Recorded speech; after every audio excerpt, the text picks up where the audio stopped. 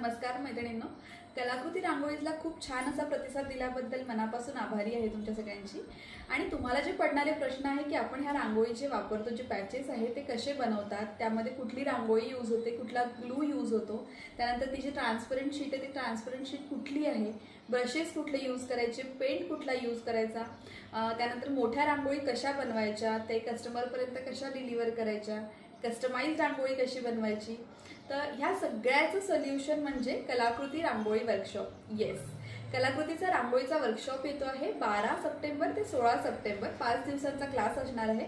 त्यामध्ये तुम्हाला सगळे details, each and every details तुम्हाला त्यामध्ये मिळतील।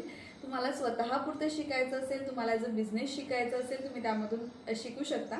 आणि याच्यासाठी तुम्हाला विथ मटेरियल आणि विदाऊट मटेरियल दोन्ही ऑप्शन्स आपल्याकडे अवेलेबल आहेत। तर नक्की कलाकृती रांगोळीवर व्हॉट्सअपला DM करा मला, तुम्हाला सगळे डिटेल्स देते। आणि नक्की फॉलो करा कलाकृती रांगोळी। थँक्यू।